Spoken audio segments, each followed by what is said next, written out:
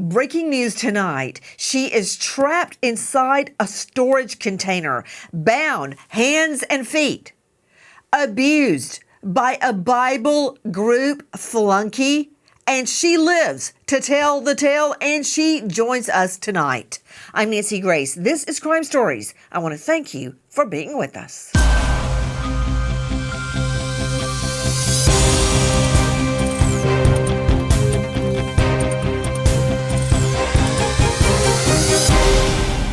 Samantha was a well-liked college student with a steady job, close friends, and a future wide open, until a chance encounter on campus sets off a chilling chain of events.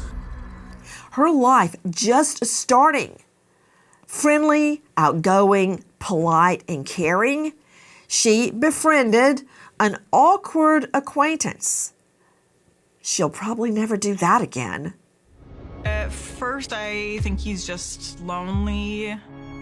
For some reason, finds me an approachable person to talk to. And then at some point, it changes. That was from Stalking Samantha, 13 Years of Terror, streaming now on Hulu and Hulu on Disney. Joining me right now, Samantha Stites, joining us. Samantha, thank you for being with us. Thanks for having me. Samantha, how difficult is it for you to talk about what happened and relive it?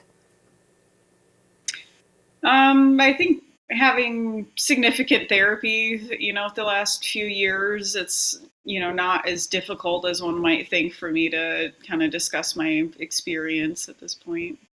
Tell me about you befriending the guy that turned out to be your stalker. What led you to befriend him? I would have done the same thing.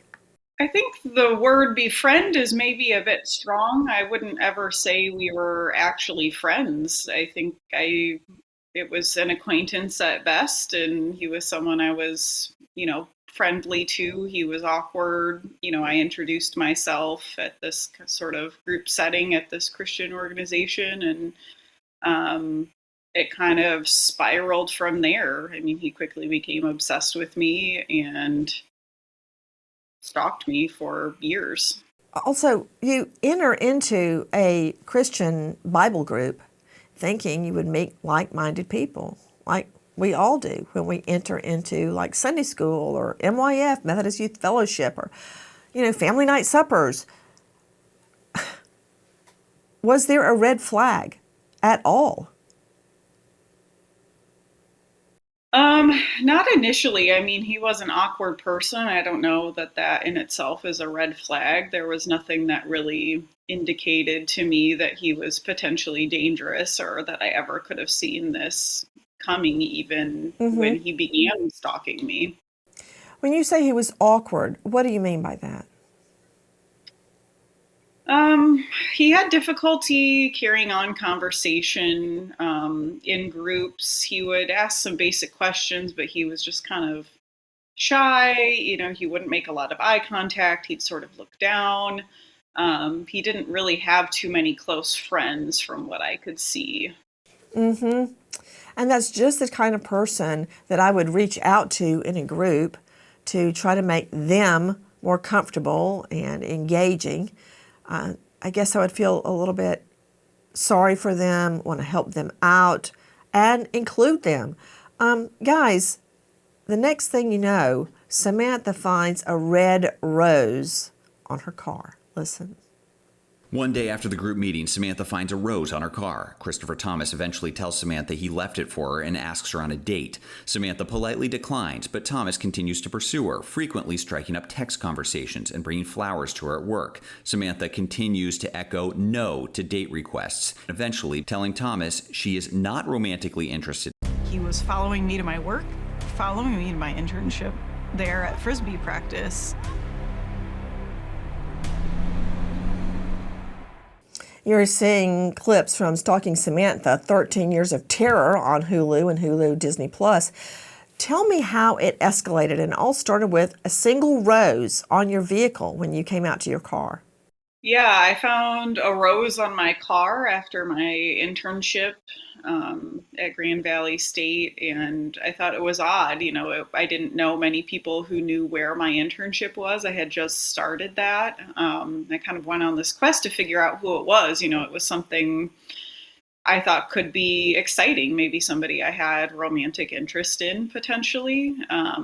And I couldn't figure out who it was for a few days. I was texting anyone and everyone I could think of, and I felt silly. And finally, I looped back to Christopher after he initially said no, and he admitted that it was him. And he admitted that he had followed me from my house to my internship, and that's how he knew where it was. And I thought, that's really weird. That's not a normal thing somebody would do.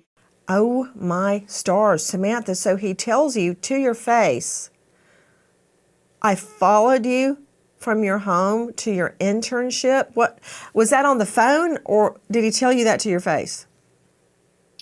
It was over the phone. We had this conversation. What did you say when he told you he followed you? I don't know that I really said, I don't know that I had a big reaction at the time. Inside I was kind of thinking, wow, that's really strange. I think what I ended up saying to him was something like, I'm not interested in you in that way. Please don't ask me out. And he kind of kept trying, and I ended up blocking him and asking him to leave me alone shortly after that. How did he respond when you would tell him, look, I'm not interested in you in that way. It's not romantic. We're just friends. How would he react? He kind of just would nod and say, sure. Or, often this was kind of via some sort of messaging, either texting or Facebook or something like that, in that era. And he sometimes just wouldn't respond, and then would act a few days later like everything was fine and message me again, something innocent, and just kind of a, hey, how's your day going sort of thing. A lot of times I wouldn't even respond. So he would mix in the crazy with the normal, like, hey, how's your day? And it would start off innocently and then suddenly get weird. It wasn't like he was asking me out nonstop. It would often be like, hey, are you going to this event on campus? Or I'll be studying here. I'm having lunch here if you happen to have a break and want to join, very casual types of things. And then sometimes after I'd kind of turn him down, he would, kind of throw out different Bible verses and things that, he was thinking about in terms of faith, or even framing it in terms of a potential relationship with me. And this was even after I had blocked his number on my phone and email, and tried to get other guy friends and stuff involved. Wait, did he know he had been blocked? Yeah. He wasn't able to text me anymore. I blocked his phone number. And I think I maybe left that method of communication open, like on Facebook or something, or maybe I think it must have been Facebook. That was where most of the messages were. I guess he thought persistence would be the key to winning you over.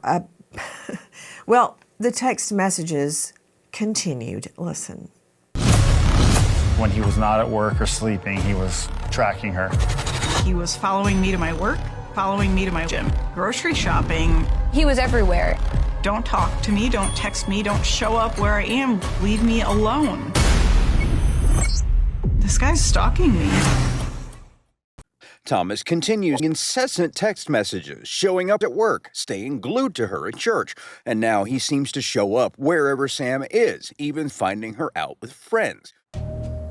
He was following me, but at that point I was like, I just want to graduate.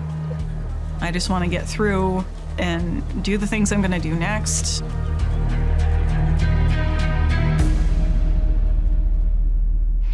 I felt like it was just something I could deal with on my own. That from stalking Samantha, 13 years of terror on Hulu. Tell me where all, Samantha, he would show up unsolicited. At the beginning in college, it was like, my internship. It would be, just common places around campus. I'd pass him in the hall, headed to class, and then every week from there, I'd pass him at that same kind of time period. I began seeing him at the gym, in the grocery store, at a bar, him meeting a friend for a drink, anywhere.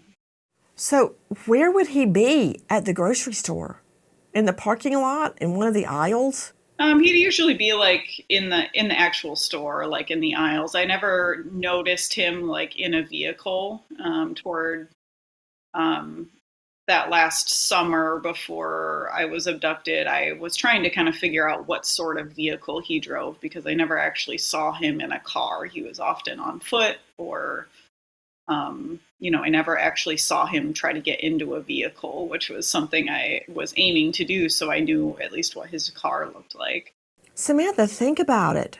How would he realize she's going to the grocery store, get to the grocery store, and get in the grocery store before you came in and be wandering the aisles for you to find him in there? That took a lot of planning. Yeah, I mean, essentially, it seemed like he was everywhere I was. And initially, I thought maybe it was kind of a coincidence, because it would happen, once every couple of weeks. And then it was every week. And then, it seemed like it was more than a coincidence at that point. And my friends and I, started looking for a tracker on my vehicle, and we couldn't find anything. And where would he be at the gym? He'd usually be like running on a treadmill. So he would already be there. Did you go the same day every week so he could be there and get on the treadmill before you got there? I mean, how would he actually make this happen? The mechanics of it. I don't know. I don't know how he spent his time, really. I'm not sure if it sounded like he spent several hours at the gym, from what he told me when he abducted me. But I'd vary the times I would go slightly. It was usually after work, so it was sometime in the evening. I would never go in the morning, but almost, whatever day of the week I'd go, I feel like I often saw him. Then the stalking extends to her friends. When Samantha learns Thomas's stalking has extended to her friends, she seeks a restraining order 3 years after their first meeting. The court approves her personal protection order, and Thomas must stay away or face arrest. Samantha finishes her degree and moves to Traverse City. 6 years later, Samantha's PPO is expiring, and Thomas was prepared. He transfers to Traverse City, and Thomas is suddenly at Sam's soccer practices and matches, following her around grocery stores and working out across the room from her no matter how many times she changes gyms. Samantha considers applying for a PPO again, but learns it would require a court appearance that Thomas would also attend. In fear of angering him further, Samantha abandons her plan to renew the restraining order. Oh my stars. When you say he started stalking your friends, what did he do? He ended up telling me when he abducted me that he had trackers on my roommate's car, all of the in my friend's car, but that purpose was for figuring out who I was with and what I was doing. He wasn't actually stalking my friends. I think if somebody puts a tracker on your roommate's car, that would be stalking them. Maybe the motive was to find you, but I would not like it if somebody put trackers on my friends' cars. You decided not to seek another protection order for obvious reasons. What was your thinking? I did seek a second protection order once the first one expired. It was after the first one expired that I began seeing him in northern Michigan again, all those years later. I got the help of one of my soccer teammates who was an assistant prosecutor and asked, for help filing another PPO. And essentially the court denied the ex parte order, which meant I would have had to appear in court with Christopher for a judge to make a final determination. And I chose not to pursue that option because I thought if they don't rule in my favor, I potentially am, letting this, who I think is a dangerous person, know that I'm on to him. Wow. Okay, getting no support from the judge there at all.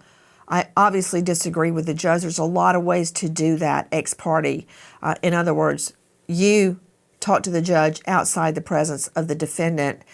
What went through your mind? You leave, you graduate, you leave, you start fresh somewhere else, and then after a few years pass, there he is again. When did you see him for the first time after that period of years?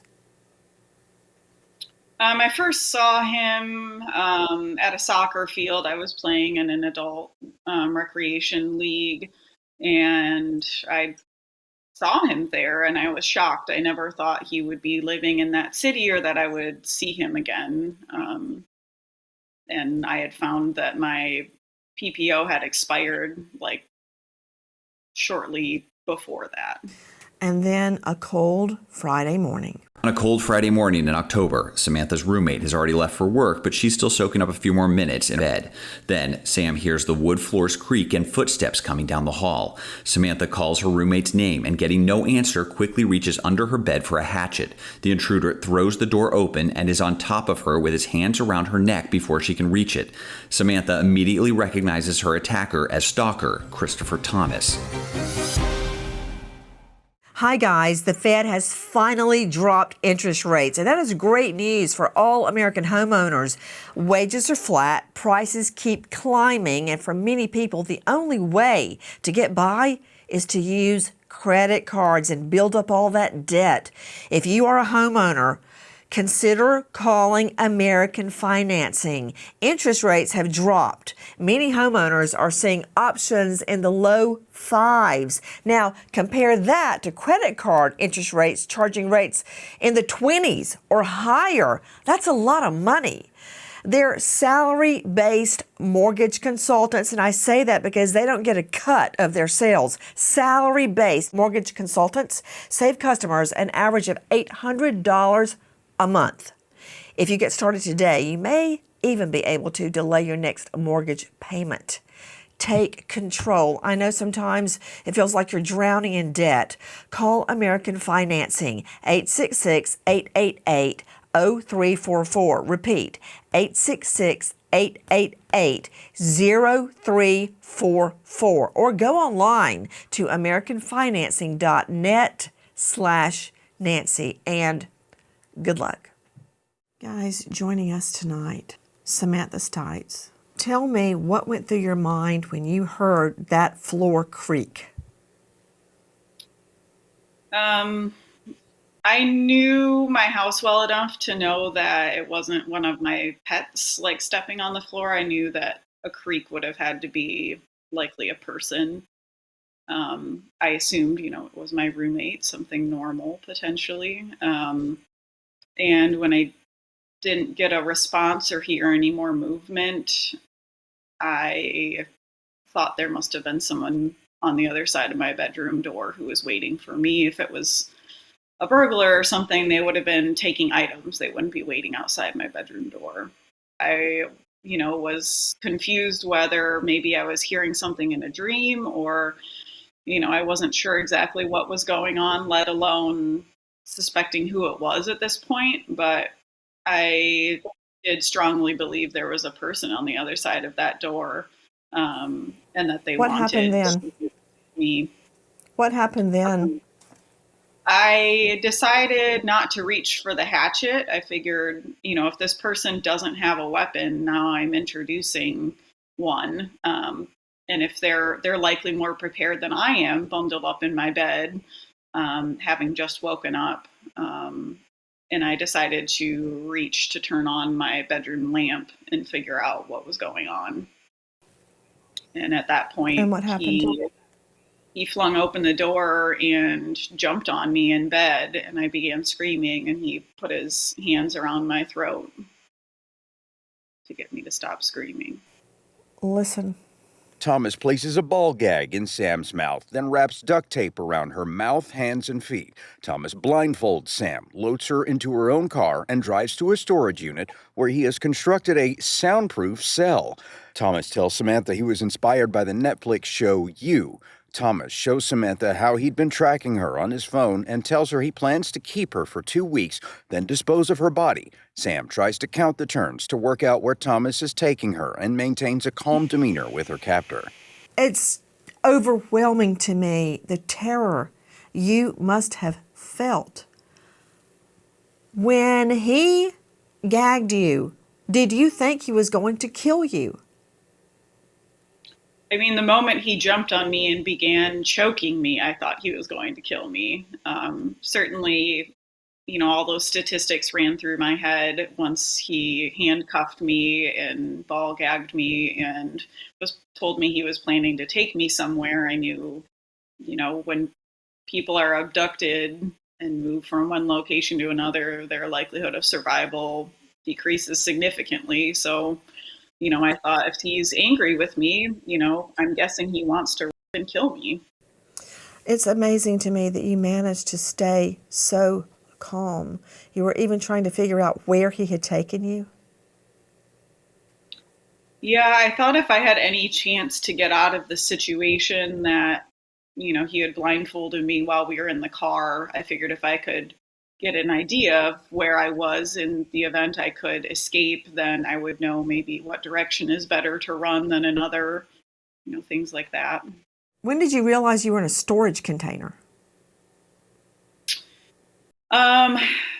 I didn't really know that until he told me, I think. I could hear that there was like a garage door sort of opening, and I could see a little bit under the blindfold that it looked like potentially a storage unit or a set of garages or something. It was still dark when he took me there. I wasn't sure exactly which unit it was, but I knew that I wasn't far from home. I was maybe a quarter mile from my house. What did he say when he was chaining you to the wall? Did he apologize? I wouldn't say he was apologetic initially. I could tell he was surprised, I think, that he had done this. He was definitely kind of shaking and, thinking about what to do. He seemed a little unprepared. I assumed that maybe he was living there. I had no idea what this structure was. I couldn't see as we entered it. I could tell that we went through two low like thresholds, as you're kind of seeing here, into this small room, but I had no idea that he had constructed this whole soundproof bunker just for me. Take a listen to Stalking Samantha. If you chain somebody into a wall, you have no boundaries. He's going to do something violent. He's a monster. This becomes a fight for my life. It's just this ticking time bomb. And we're all holding our breath. My mind is the only thing that's going to get me out of here. Despite her intense fear, Samantha, a therapist and social worker, keeps calm and uses psychological tactics to negotiate with Thomas. Samantha talks to Thomas like a friend and lets Thomas vent to her while she tries to find a way out. Seeing the rings Thomas attached to the walls, Sam knows exactly what Thomas wants, but she gets out of him that he's also terrified of going to jail. Sam tells Thomas she will never tell anyone about the kidnapping and even be his friend going forward if he takes her home safely after. Thomas agrees to Sam's deal. The strength this woman has. You saw a clip of Stalking Samantha, 13 Years of Terror. It's now on Hulu. You actually were trying to save your life by reasoning with him, bargaining with him. How did you come up with that? Most people would have just melted into a pile of tears on the floor of that storage unit. But you kept your wits about you. You saved your own life by bargaining with him. What was going through your mind? survival. I mean, I think anyone is capable of, doing what they need to do to get out of a deadly situation. And it was clear that using my mind was the only thing that was really going to get me out of that situation. No one could hear me, no one could see me. I had no means of escape. I looked for different tools or things I might be able to do to potentially injure him. I couldn't find any easy way to potentially get out of this situation other than at his hand. So, I took what I knew, which, was motivational interviewing and speaking with people to try to get to the crux of what motivated him and what he wanted.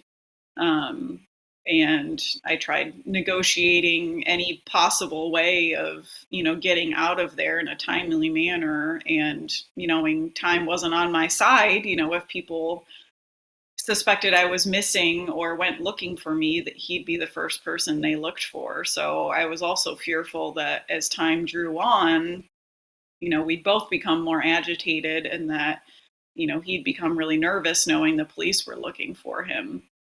So time was also of the essence in that I needed to come up with something to convince him that we could forget about all this and that we could get out of this situation, quickly. And the only way he was going to let me out was by having sex with me. I tried everything I could do to get out of that situation. And, there was no real way unless I was going to sit in there for days on end. Hi guys, Crime Stories now featuring on streamer Fox One. Joining us to help solve unsolved homicides, find missing people, especially children, and reignite cases long cold. It's a lifetime mission for me, and I'm very proud. We have a partner who furthers that mission to always, always seek justice. Watch the episodes first with Fox One 24 hours before seeing anywhere else. Try it 7 days free. The brand new season of Crime Stories airing now on streaming giant Fox One. Click the link in the episode description to learn more and join us on Fox One. Everybody, you are seeing the actual place where this beautiful young woman was kidnapped and held by a former Bible group attendee. It's just, and we showed you where he had prepared this, as she is telling us, long prepared this bunker to keep her, including a way to chain her to the wall. It's almost more than I can take in. We run into people every day, Samantha, that are awkward, that are kind of in the fringe of our lives, or not really a player in our day-to-day. He would leave you in there chained up and just leave, right? We've got video of him striding across the parking lot. Yeah, at the beginning, especially before he felt like he could trust me, he did chain me to the wall and drive my vehicle to like a local home improvement store, so that my vehicle wasn't, if people went looking for me, they wouldn't find my vehicle at home or, at the location where he had me. It seems to me, Samantha, he dumped your car in a Menards parking lot to make it look like maybe you had gone to Menards and been abducted from there. He obviously put a lot of thought into this. Yeah, I'm not sure. I mean, that was probably the closest location that had a decent sized parking lot. He had plans to, if we were supposed to be there for 2 weeks like he had planned to leave my car out by Lake Michigan and have my paddleboard on the beach somewhere and make it look like potentially I drown. So I'm not sure, other than having my car at some basic parking lot nearby, that he could easily walk from there back to the storage unit. I'm not sure, but that was the location that, after he had me, that when he followed through with his promise to let me go, he dropped me back off at my car at this parking lot. Locked in the bathroom, Samantha manages to make a call. Most people would be devastated, but she manages to summon up the strength and save herself. Listen. Still locked in her bathroom, Samantha manages to call a friend who takes her to a hospital and has police meet them there. Nurses perform a kit and give Sam precautionary STI medication. Thomas is arrested just hours later while officers search the storage unit and track down Sam's car. We went right to the storage units. We didn't know if he was hiding in the bunker. We didn't know if there were booby traps or anything like that. I don't know what this is. Christopher, if you're inside, let us know. I'm going to have my dog come find you and he will bite you. Call out to us now if you're inside. From Stalking Samantha, 13 Years of Terror on Hulu. What went through your mind? What were you thinking when you managed to make that phone call from inside the bathroom?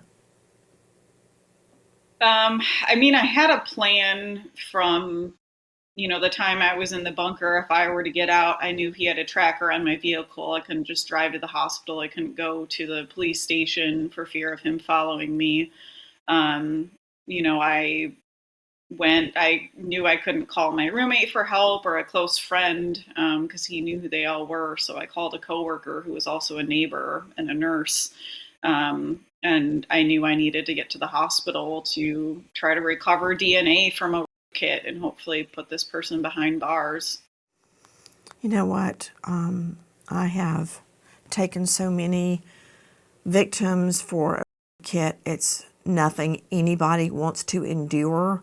But you speaking about that tonight can give other people the strength, Samantha, to know they're not alone. They're not alone. Other women have been through it, as horrible as it is, and they have survived. And you haven't just survived.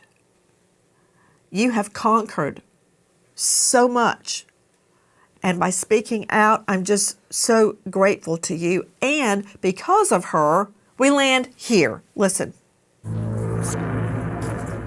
We executed a search warrant at his house the night that Christopher was arrested.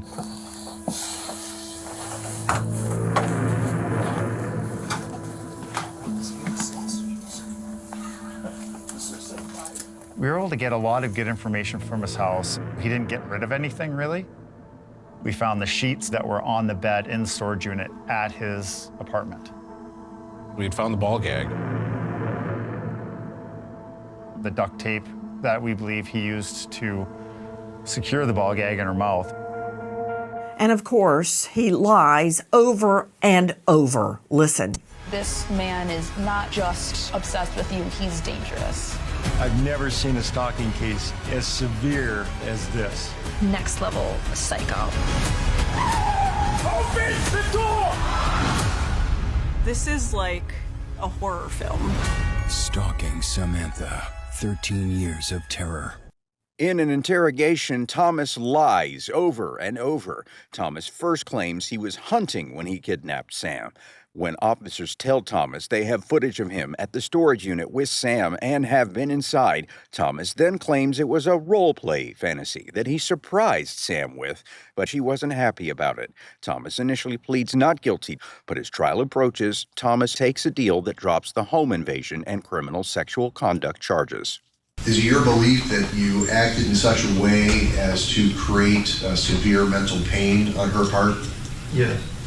You believe a reasonable person would suffer severe mental pain based on those actions? Yes. From Stalking Samantha, 13 Years of Terror on Hulu, role-playing. Did you hear him say you just were surprised and you didn't like it?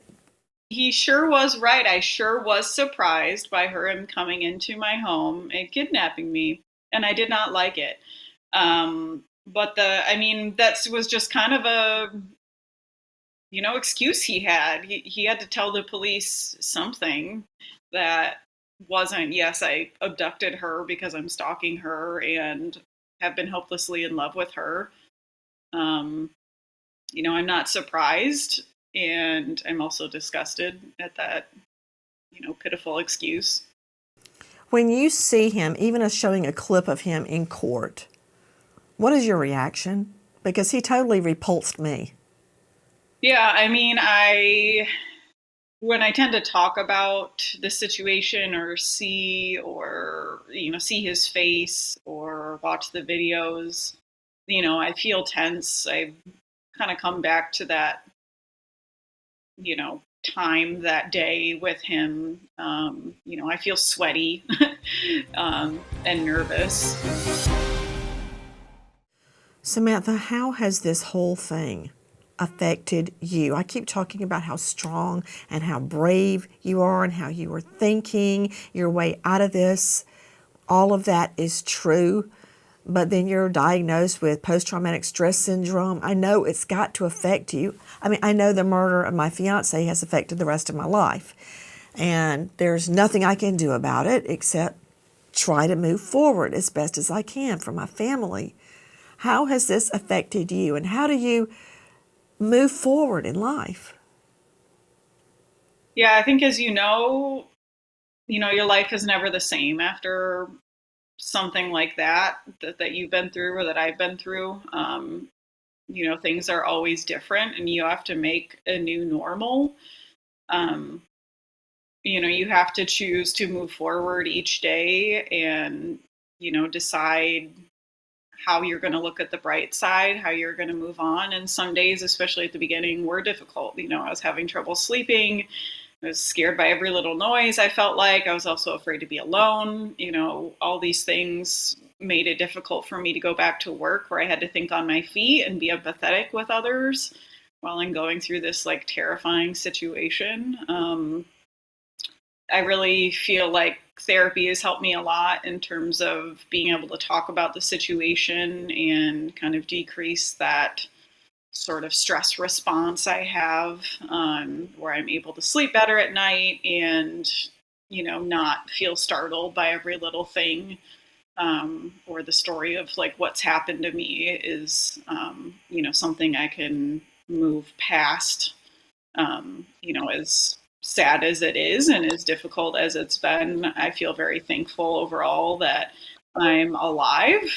Very grateful that I was able to get through that situation because so many people, so many women don't get that opportunity. They die at the hands of their stalker or abductor or rapist and, never get to tell their stories, never get the opportunity to recover, and their, loved ones never get to see them again. I feel like it gives me sort of a different lease on life knowing that I have survived something and I'm like grateful for every day and want to help prevent this from happening from anyone else. And that's really why I'm speaking out, to give a voice to the folks that have gone through this or victims that never got the opportunity to tell their stories and to encourage those that, think they may be being stalked or have been assaulted to report it and try to seek justice.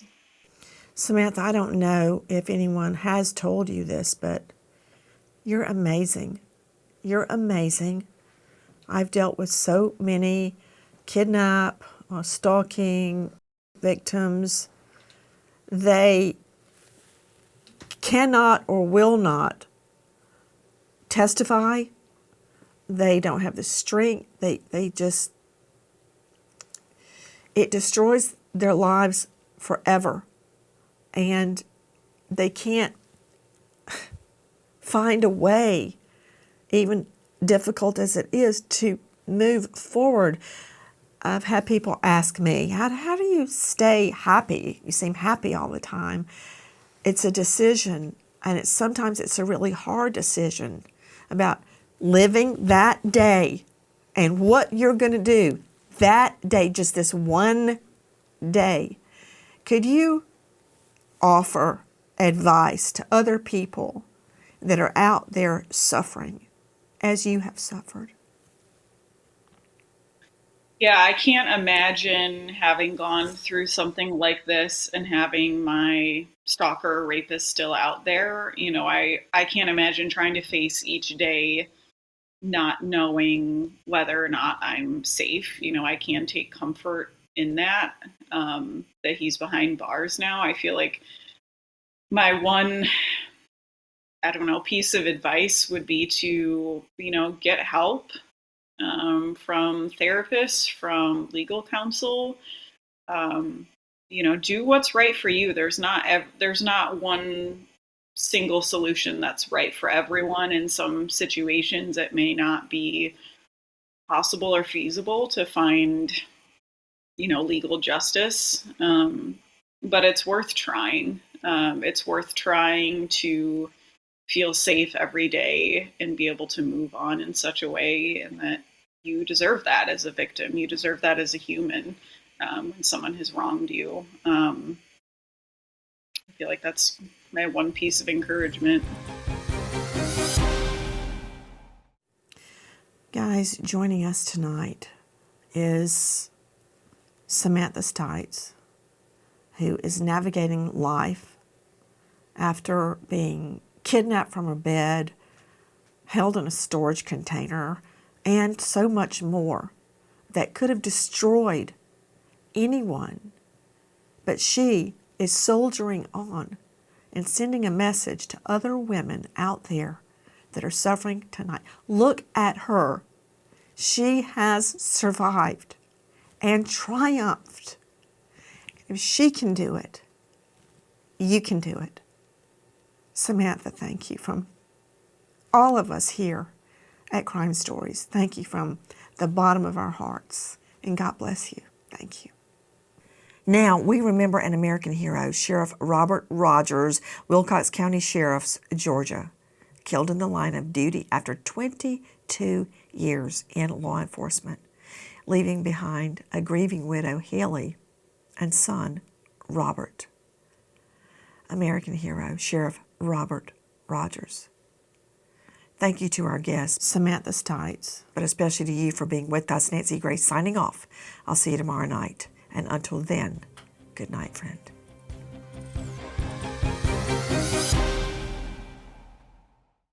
Hi, guys. Please join us on our mission to find missing people, especially children, to solve unsolved homicides. And if you're on the go, please join us on your favorite podcast app where you can get all our content, where we, in our way, seek justice.